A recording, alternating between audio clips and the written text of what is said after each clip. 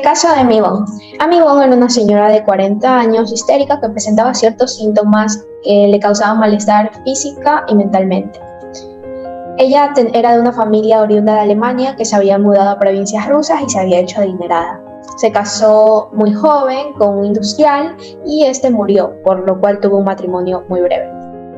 Ella acepta mudarse a un sanatorio donde Freud puede verla todos los días y por su parte Freud tiene sesiones de hipnosis donde toma ciertas anotaciones y donde ella le cuenta sucesos de su vida. Algunos de estos sucesos fueron, por ejemplo, que vio a su hermana en el sarcófago, también a su tía, vio a su mamá morir, su hermano le tiraba animales muertos, observó una vez debajo de una piedra un sapo y también le tenía mucho miedo a animales como gusanos, murciélagos y sapos. Durante todo este tiempo ella presenta alegría, tristeza, angustia y también toma baños y se da masajes. No le gusta lo sorpresivo debido a que tuvo muchas experiencias donde personas la asustaban. Además, el doctor Brewer también fue una de las personas que estaba a cargo del caso. Amy presenta alucinaciones que a Freud se le complica determinar si son realidad o son ilusión. Tenía problemas con los animales, como los murciélagos y los gusanos por traumas de su pasado. Su bienestar se da después de que una amiga cuida de ella. Después de esto volvió a Viena a las manos de Freud. Se continuó con la hipnosis y aquí surgió información de que su madre de castigo le daba de comer 2 horas más tarde y en el mismo plato sucio, lo que le causaba asco a ella. También su hermano era militar, por lo que le asustaba equivocarse con los cubiertos. Luego cuida a su otro hermano que estaba enfermo de los pulmones. Él dejaba su saliva encima de los platos y le daba asco, pero no lo demostraba. Para la segunda semana se superaron las complicaciones y Amy permaneció con salud un tiempo. 2 meses después escribió una carta diciendo que había aumentado demasiado de peso. Él regresó a verla en primavera y descubrió que su hija mayor se había vuelto rebelde y violenta. Desde esa visita que le hizo en mayo de 1890, las noticias sobre Amy fueron que el estado de su hija le producía excitaciones penosas de toda índole. Su buena salud se acabó en el verano de 1893 y le pidió permiso a Freud para que otro médico le hipnotizara. Es así como Freud renunció por escrito a sus derechos exclusivos. Los síntomas histéricos del caso de la señora Amy Bond. Freud compartía la idea de que los síntomas histéricos eran manifestaciones de deseos o sentimientos reprimidos sobre la vida íntima y psicosexual del individuo. El caso de la señora Amy Bond presentaba en su mayoría un gran estado de sonambulismo. Su rostro expresaba un sentimiento de dolor y tensidad. En general, su expresión facial era muy peculiar, ya que sus ojos guiñaban y tenía una mirada profunda. También tenía muy marcado el ceño, así como los surcos nasolabiales. Cuando Freud practicaba el diálogo, ella hablaba pausado y demostraba un esfuerzo al hablar. En ocasiones era interrumpida por un balbuceo espástico que daba como resultado un tartamudeo. Ella también entrelazaba sus manos y las agitaba incesantemente, muy similar a la tetosis. Freud se inclinó a creer que el resultado de todo esto sería una medida notable del hiperrendimiento psíquico, insostenible a la larga y que por fuerza llevaría a un agotamiento y al empobrecimiento psicológico secundario como Freud lo plasmaba.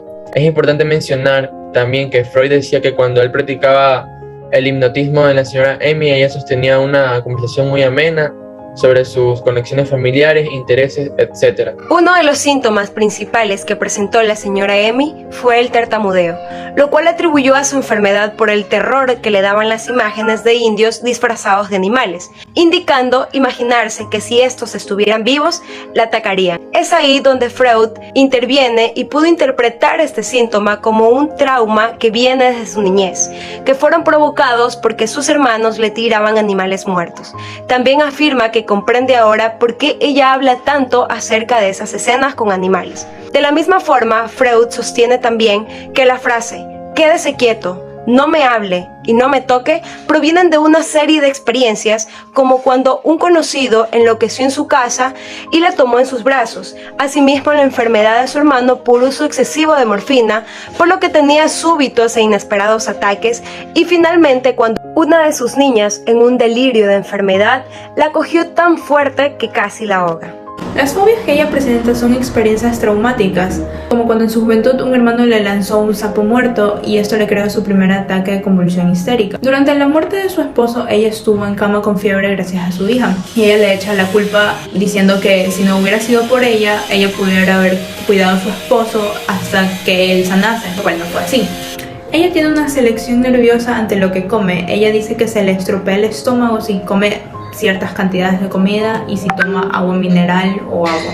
Esto se debe a que cuando era pequeña ella no comía la comida a la hora que era y entonces le toca comérsela después y estaba fría y rígida.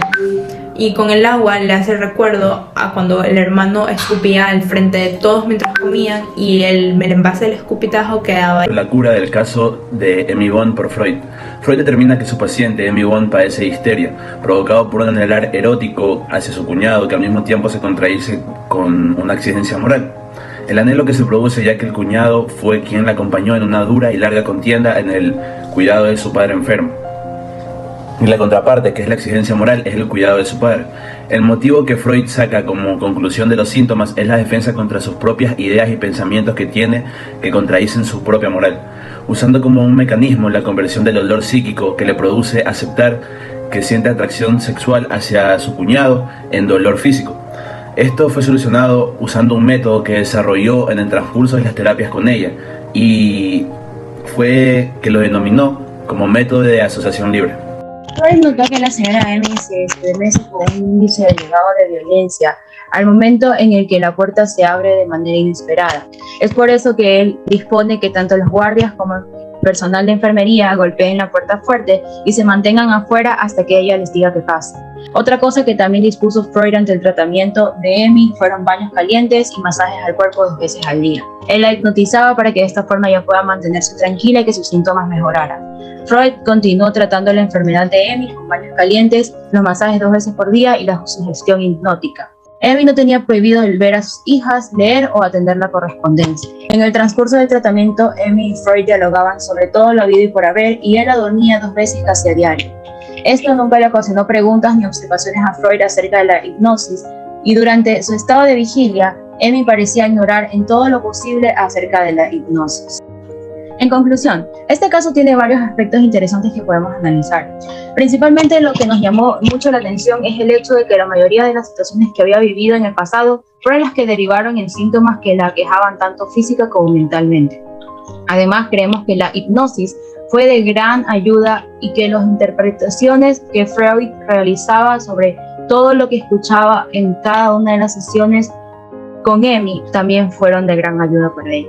Finalmente observamos que este caso se basa en la empatía y análisis que realizó Freud cuando escuchó atentamente todo lo que Emmy tenía para decirle. Y es gracias a esto que ella pudo vivir de una forma más sana y plena.